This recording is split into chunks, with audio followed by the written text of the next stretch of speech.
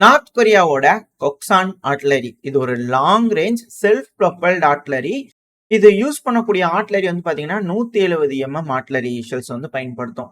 அதாவது இந்த ரக ஆர்ட்லரிகள் வந்து பாத்தீங்கன்னா ட்ரெயின் போட்டியில ஏத்தி கெம்ஜான் அனுப்பிச்சு போற கண்டெய்னரா வந்தது இல்லையா? மேபி இருக்கலாமா இருக்கும். இப்ப ரஷ்யா ஒன்னொன்னா எடுத்து எல்லாம் ஏத்தி ஃப்ரண்ட் லைனுக்கு கொண்டு வரலாம் அப்படிங்கிற திட்டம் போட்டு ரஷ்யாவோட மத்திய பகுதியில வந்து பாத்தீங்கன்னா ட்ரெயின்ல வந்துட்டு இருந்திருக்கு. அதுவும் ரஷ்யாவோட கரஷ்னயாஸ்க் பகுதி கொஞ்சம் கட்டாவில்ல. இமேஜ் பாத்தீங்கன்னா தெரியும். ட்ரெயின் பட்டியல வரும். அங்க இருக்கக்கூடிய ரஷ்யர்கள் வழக்கம் போல வண்டிகளை பார்த்தாங்கன்னா போட்டோ புடிச்சு போட்டுருவாங்க இல்லையா? போட்டாங்க. அதுவும் வைரலாக ஆரம்பிச்சிருச்சு. இப்போ ட்ரெயின் போட்டியில வந்துகிட்டு இருக்குது. இந்த ஆர்ட்லரிகள் வந்து இப்ப ரஷ்யால என்ன வேலை? அப்போ நார்த் கொரியா போருக்குள்ள வந்துட்டாங்களா? அவங்களோட ஆர்ட்லரிகள்லாம் தூக்கிட்டு வராங்களா? அப்படின்ற கேள்விகள் வர ஆரம்பிச்சிருச்சு. என்னங்க கொரியன் ட்ரூப்ஸ் வந்துட்டாங்க. இப்போ வெப்பன்கள் வந்துகிட்டு இருக்கு. இதுக்கப்புறம் என்ன போர் தானா? உள்ள என்டர் ஆயிட்டாங்களா உக்ரைனுக்குள்ள? அப்படிங்கிற போல பல கேள்விகள் இருக்கு இல்லையா? இப்ப என்ன சாங்ஷன் போடலாம், அது போடலாம், இது போடலாம்னு அவங்க கிட்ட ஆல்ரெடி ஆரம்பிச்சிருச்சு. இப்ப நார்த் கொரியாவோட ஆயுதங்கள் உள்ள வர்றதுக்கான காரணம் என்னங்க? அது மட்டும் இல்லாம இது எப்படி கிரிட்டிசைஸ் பண்றாங்க அப்படின்னா, இதெல்லாம் 1890 காலகட்டத்திலேயே முடிந்து போன ஒரு ஆர்ட்லரி. இதை வந்து ரஷ்யா வாங்கிட்டு வரணும்னா ரஷ்யா கிட்ட ஒண்ணுமே இல்லைங்க. வேஸ்ட்டுங்க அப்படிங்கிறது போல பல அனலிஸ்ட் தரப்பு வந்து கருத்துக்கள் இருக்கு. அதுவும் ரஷ்யா கிட்ட 70ல இருந்து 120 கிலோமீட்டர் தொலைவுல இருக்கக்கூடிய இலக்கை தாக்குறதுக்கு கூட ஆர்ட்லரிகள் இருக்கு. அது சமீபத்துல தான் 2023 தான் இன்ட்ரோடியூஸ்லாம் பண்ணியிருந்தாங்க. ரஷ்யா கிட்டயும் ஆர்ட்லரிகள் இருக்கு. அதுவும் லேட்டஸ்ட் அதிநவீனமான ஆர்ட்லரிகள் இருக்கு. நம்ம களத்துல பார்த்திருப்போம் வீடியோஸ்ல. நம்ம இதுக்கு முன்னாடி எல்லாம் அதை பார்த்திருப்போம். இந்த ஆர்ட்லரிகள் மூவ்மெண்ட் பண்ணிட்டு இருந்தது. அது மேல உக்ரைன் வந்து ட்ரோன் தாக்குதல் பண்ணிக்கிறாங்க அப்படின்னு எல்லாம் பார்த்திருப்போம். இதெல்லாம் இருக்கக்கூடிய விஷயங்கள் தான். இருந்தாலும் ஏன் ரஷ்யா வந்து இப்ப நார்த் கொரியா கிட்ட இருந்து ஆர்ட்லரிகள் வாங்குறாங்க? அது மட்டும் இல்ல. ஆர்ட்லரிகள் இருக்கு ஓகே. கொரியனோட ட்ரூப்ஸ் வந்திருக்காங்க. நார்த் கொரியானோட ட்ரூப்ஸ். இது எல்லாத்துக்கும் மேல நார்த் கொரியால கிம் ஜாங் உன் அவர்கள் ட்ரோன்கள் அதிக அளவுல தயாரிங்க அப்படின்னு இருக்காங்க. அதுவும் ட்ரோன்கள்லாம் வந்து பார்க்கறதுக்கு லான்செட்டோட ஒரு காப்பி வெர்ஷன் மாரி இருக்குது. என்னப்பா எல்லா டெக்னாலஜியும் ட்ரான்ஸ்ஃபர் ஆயிருச்சா நார்த் கொரியாவுக்கு அப்படிங்கிற போல கேள்விகள் இருக்கு. ஏன்னா ரஷ்யா வந்து பாத்தீங்கன்னா அவங்களோட ஃபேக்டரிஸ நார்த் கொரியால வைக்கிறாங்களா? சீப்பான லேபர்ஸ் இருக்காங்க. அதிகமான ஷெல்கள். இப்போ நார்த் கொரியா கிட்ட செல் எல்லாம் அதிகமா இருக்கு. தீர தீர அவங்க அடிச்சு அடிச்சு தள்ளுவாங்க. காசு குடுக்கறதுக்கு ரஷ்யா இருக்கு. என்ன காசுனா பணமா குடுக்கணும். எதுவுமே இடையில எல்லாம் குடுத்துருவாங்க. எல்லாம் சாங்ஷன் போட்டு வச்சுக்கிறாங்க. சாப்பாடு குடுக்குறோம். அது குடுக்குறோம், கேஸ் குடுக்குறோம், கரண்ட் குடுக்குறோம் அப்படிங்கிற போல ரஷ்யா ஏதாவது குடுத்து வாங்கியிருப்பாங்களா? இருக்கலாம். ஏன்னா கொஞ்ச நாள் கழிச்சு ஒரு நபருக்கு இவ்வளவு கிலோ அரிசி குடுக்குறேன், இவ்வளவு கிலோ ஹார்லிக்ஸ் குடுக்குறேன் அப்படிங்கிறது போல சொன்னாங்கன்னு சவுத் கொரியா கிட்ட இருந்து இன்டெலிஜென்ஸ் நியூஸ் வந்தாலும் ஆச்சரியப்படுறதுக்கு இல்ல. ஏன்னா ஆல்ரெடி வந்தது. நம்ம சேனல்ல பார்த்திருப்போம்.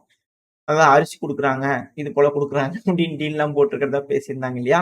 ஸோ அது போல இன்டெலிஜென்ஸ் செய்திகள் வந்தாலும் ஆச்சரியப்படுறதுக்குல ஒரு வேளை அப்படி நடக்குன்ற பட்சத்துல அதிகமான ஆயுதங்கள் வந்து பாத்தீங்கன்னா நார்த் கொரியால இருந்து ஏற்றுமதியாக ஆரம்பிச்சிரும் ரஷ்யாக்கு. ரஷ்யாக்கு எந்த பிரச்சனையும் இருக்காது.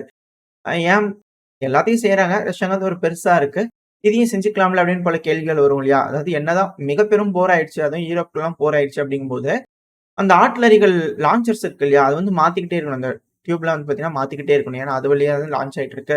சிலதெல்லாம் வந்து பாத்தீங்கன்னா 1000 லான்ச் வரைக்கும் நல்லா இருக்குன்றாங்க. சிலதெல்லாம் 100லயே போயிரும் அப்படிங்கிறதுல பல வகையான கருத்துக்கள் இருக்கு. போர் சூழல் எதையும் கரெக்ட்டா சொல்ல முடியாது. அந்த பேரல் வந்து பாத்தீங்கன்னா மாத்திட்டே இருக்கணும். அது மட்டும் இல்லாம ஷெல்கள் அதிக அளவு ப்ரொடியூஸ் பண்ணும். ரஷ்யா வந்து டேங்க்கள் பண்றாங்க, விமானங்கள் பண்றாங்க. அது போல பிரிச்சுக்கிட்டாங்க அப்படின்னா சுமை வந்து கம்மியா இருக்கும். அந்த ஒரு காரணத்தினால மேபி நார்த் கொரியா கிட்ட இருந்து பெருமளவுல உதவிகள் வரலாம் ரஷ்யாக்கு அப்படிங்கிற போல சொல்லப்பட்டு வருது. இந்த ஒரு காரணத்தினால தான் உலகமே பதற ஆரம்பிச்சிருக்குது. இப்போ நார்த் கொரியா மட்டும் இங்க இல்ல. அடுத்தது போலாண்டு மிக பெருமளவுல தயாராகுறாங்கன்ற கேள்வி இருக்கு.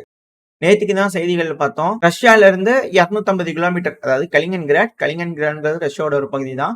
ஸோ அதுலேருந்து ஒரு 250 கிலோமீட்டர் தொலைவுல வந்து பார்த்தீங்கன்னா, மிசைல் பேஸ் அமெரிக்கா வந்து அமைச்சிருக்கிறாங்கன்னு சொல்லியிருந்தோம் இல்லையா?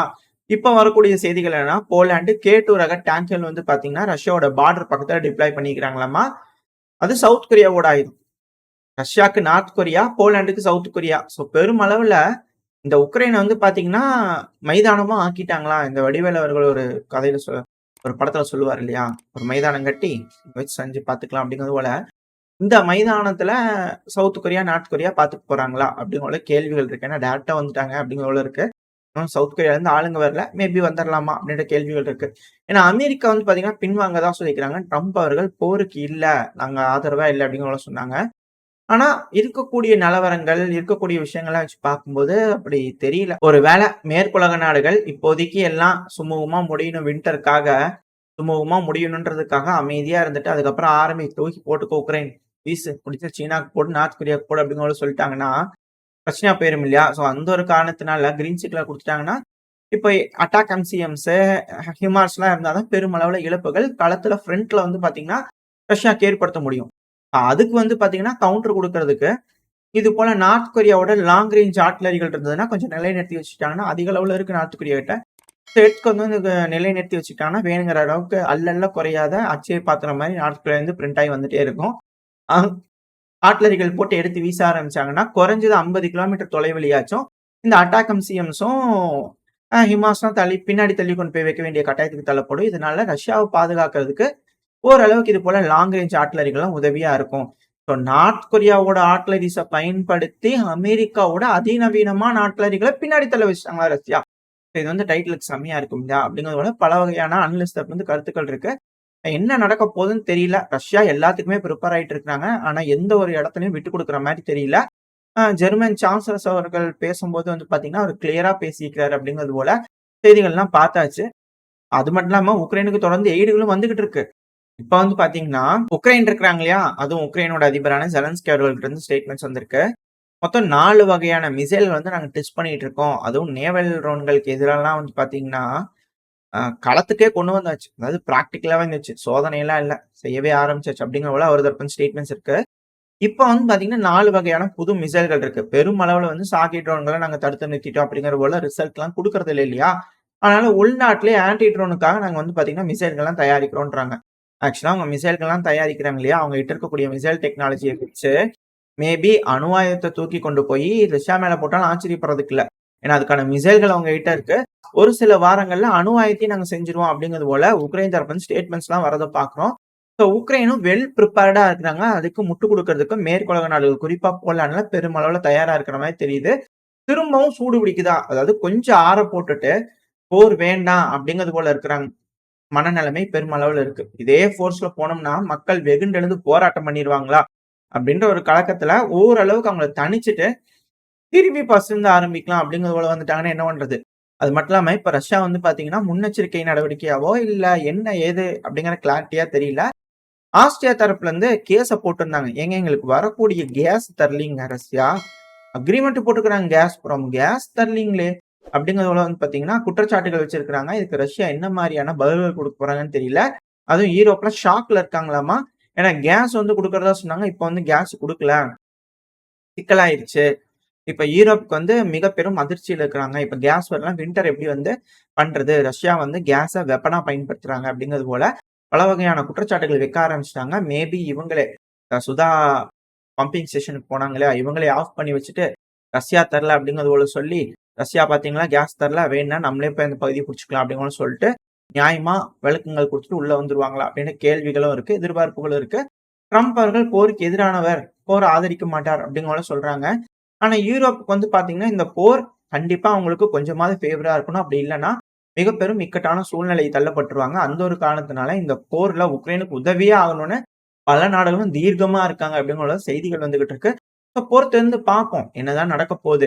ஆ இத்தன நாளா ரஷ்யா, உக்ரைன் அதாவது ஈரோப் மட்டுமே பார்ட்டிசிபேட் பண்ணிட்டு இருந்தது. பல நாடுகள் இருந்தாங்க மறைமுகமா. ஆக்டிவா பார்ட்டிசிபேட் பண்ணிட்டு இருக்கிறது வந்து பார்த்தீங்கன்னா, ரஷ்யா, உக்ரைன் தான். அதுல மெர்சனரிஸா பல நாடுகள் உதவி பண்ணிட்டு இருக்காங்க. இதுக்கப்புறம் பல நாடுகளும் இந்த வார்ல டைரக்ட்டா இன்வால்வ் ஆக ஆரம்பிச்சுருவாங்களா? அப்படின்ற கேள்விகளும், அச்சமும் பல அனலிஸ்ட்க்கு இருக்கு. உங்களோட கருத்துக்கள் என்ன? மேபி ரஷ்யா பெருமளவுல அஃபென்சிவ் ஆப்பரேஷன் ஈடுபட்டுட்டு இருக்கும்போது கீவ பிடிக்கிற அந்த ஒரு தருணத்துல, மேற்குலக நாடுகள் பெருமளவுல உக்ரைனுக்கு உதவி ரஷ்யாவை எகெயின்ஸ்ட் அட்டாக் பண்றதுக்கு உள்ள ஃபோர்ஸ் அனுப்பிருவாங்களா? ஏன்னா காலங்காலமா அது நடந்திருக்கு. வரலாறு பார்க்கும்போது அப்படிதான் இருக்கு. நார்த் கொரியா முடிஞ்சுச்சு. அவ்வளவுதான் ஜெயிச்சாச்சு. ஒரு சின்ன பெரிமீட்டர் பூசன் மட்டும் புடிச்சிட்டோம்னா, அந்த ஒரு சின்ன சிட்டி, ஒரு பெரிய சிட்டி தாங்க. பட் ஆனா என்டையர் கொரியாவ கம்பேர் பண்ணும்போது ஒரு லாஸ்ட் ஹோப். அந்த பூசன் பெரிமீட்டர் அந்த இடத்துக்கு வந்துட்டாங்க. அதுக்கப்புறம் களமிறங்குனாங்க. பெருமளவுல முன்னேறி வந்தாங்க இல்லையா? ஸோ அதாவது எப்படின்னா சைக்காலஜிக்கலா ப்ளே பண்றது. ஜெயிச்சாச்சு, ஜெயிச்சாச்சு அப்படின்னு ஒரு இத ஃபீட் பண்ணிட்டே இருக்கும்போது, ஒரு எண்டுல வந்து பார்த்தீங்கன்னா, திரும்பி ஃபர்ஸ்ட்ல இருந்தா அப்படிங்கிறது போல இருக்கும் இல்லையா? வெறுப்புணர்வு வந்துரும் இல்லையா? சலுப்பு தட்டிரும். அந்த டைம்ல மோரல் வேல்யூ ரொம்ப அதிக அளவுல கம்மியாயிரும். சைக்காலஜிக்கலி ப்ளே பண்றதுக்காக கூட இது போல நடக்கலாம் அப்படிங்கிற சில அனலிஸ்ட் வந்து கருத்துக்கள் இருக்கு. ஆனா எது எப்படியோ உங்களோட கணிப்பிலேயே விட்டுறேன். நீங்க என்ன யோசிக்கிறீங்க? பிரச்சனை பெருசாகும்னு நினைக்கிறீங்களா? இல்ல முடியும்னு நினைக்கிறீங்களா? உங்களோட கருத்துக்கள் என்ன அப்படிங்கிறத கமெண்ட் செக்ஷன்ல சொல்லுங்க. இதோட இந்த பதிவு நான் முடிச்சுக்கலாம். இந்த பதிவு எப்படி இருந்துச்சு உங்களுக்கு பிடிச்சிருந்தா, உங்க ஃப்ரெண்ட்ஸ் அண்ட் ஃபேமிலியோட ஷேர் பண்ணிக்கோங்க. கூடவே நம்ம சேனல் இன்னும் சப்ஸ்கிரைப் பண்ணலாம். மறக்காம சப்ஸ்கிரைப் பண்ணிக்கோங்க. இந்த பதிவையும் லைக் பண்ணிக்கோங்க. இந்த பதிவு நல்லா இருக்குன்ற நம்பிக்கையில அடுத்த பதிவுல உங்கள சந்திக்கிறேன். அதுவரைக்கும் ஸ்டே சேஃப். பை.